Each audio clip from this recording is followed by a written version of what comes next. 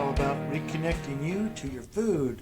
Where does your food come from? How does it get from the farm or the ranch or wherever it's produced to your plate?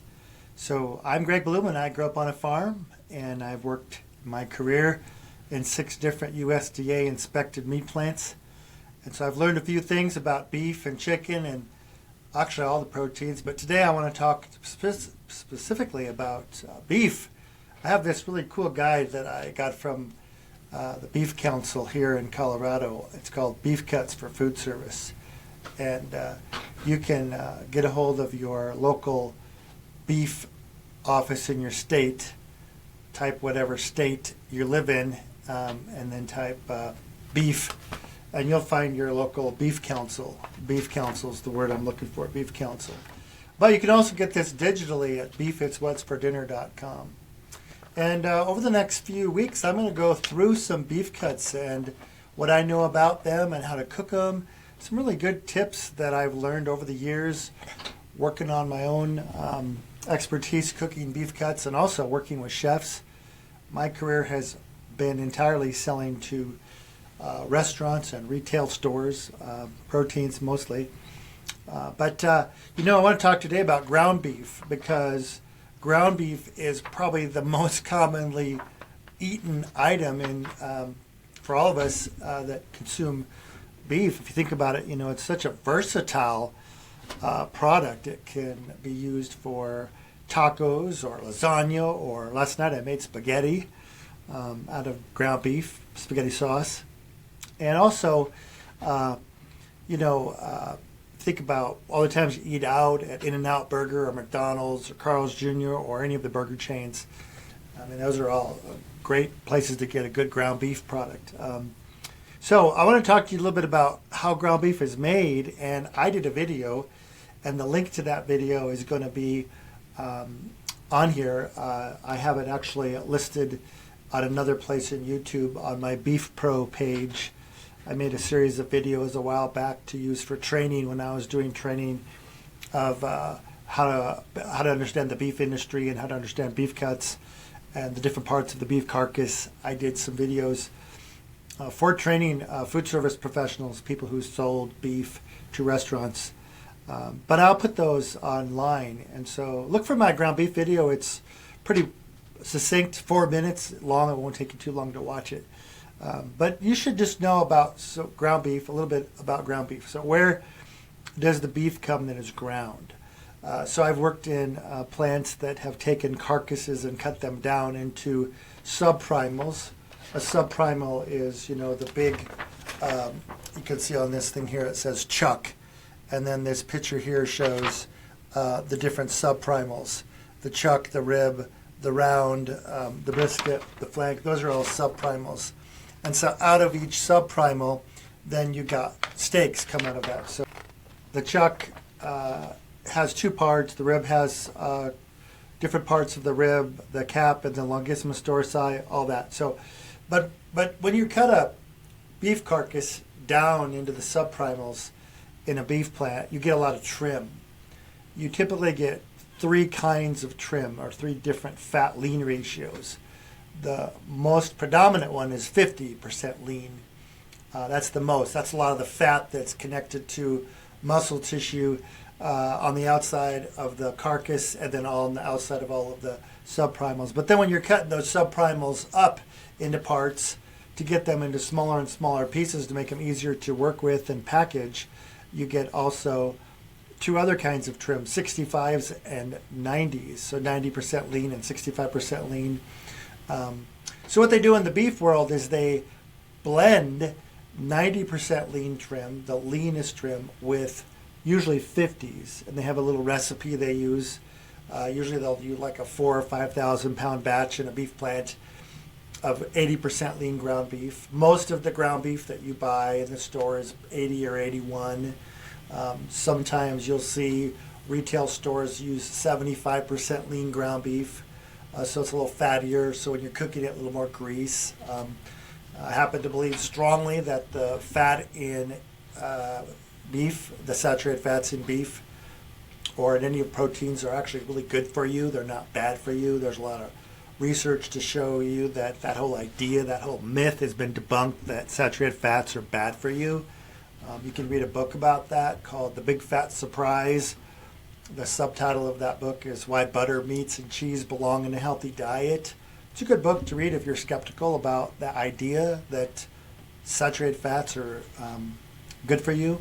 If you think they're bad for you, you should read this book to see how that came about. But back to 80% ground beef. That's the most common ground beef blend fat to lean ratio that you'll find in commerce. Restaurants don't typically like to use 75% lean because that's a lot of fat to deal with. If they're using a char grill, open flame, that can flare up your grill, start a fire.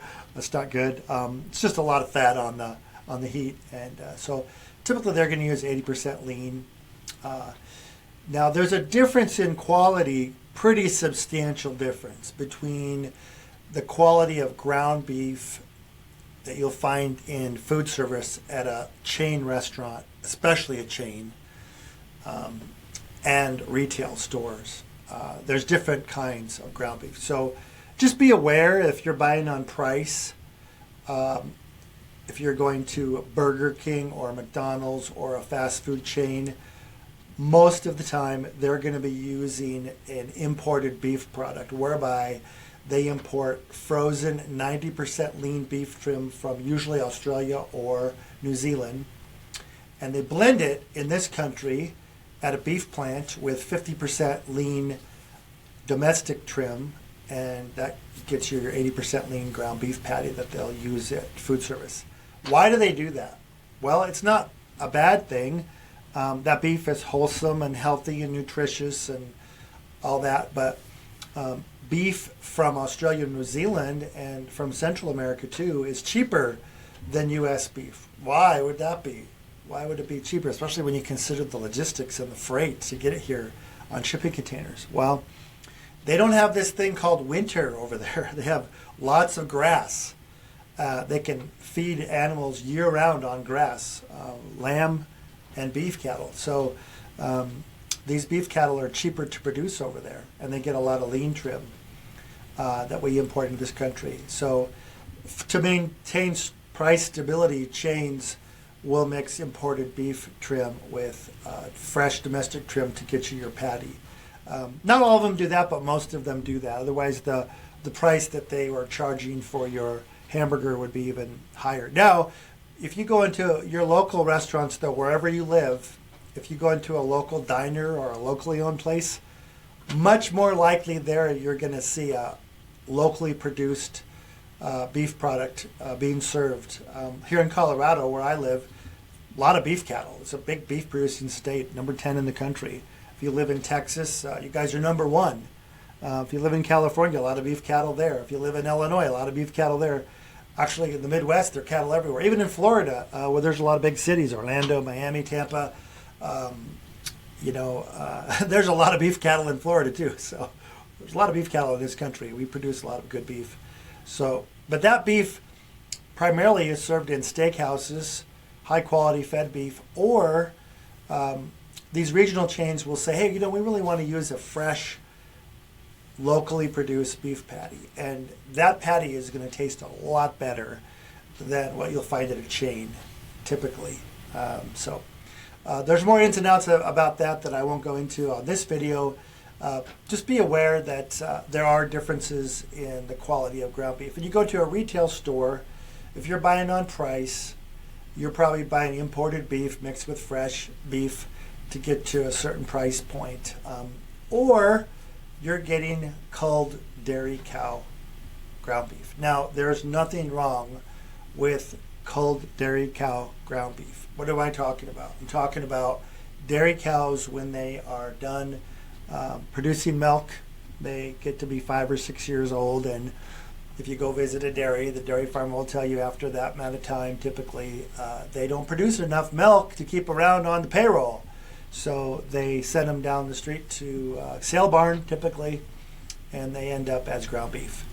I've been in many of these plants many times to see this process of these animals being processed. So there's nothing wrong with that product at all.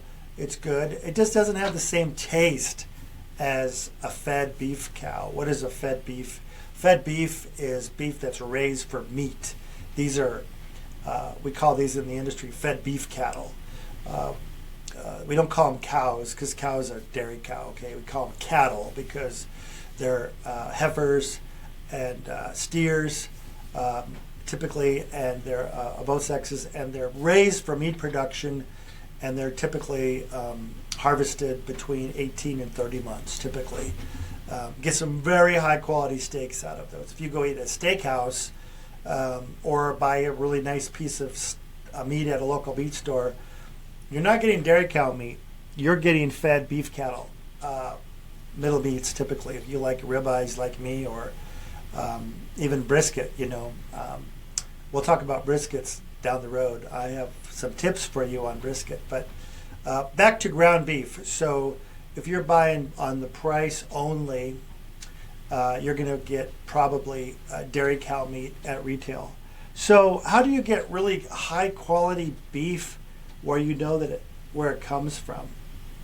Just search in your area online, and you're going to find beef producers that sell direct to consumers. You can buy a quarter or a half. I grew up on a farm. We didn't have beef cattle. We had other animals, but we would buy halves and quarters from a local beef producer.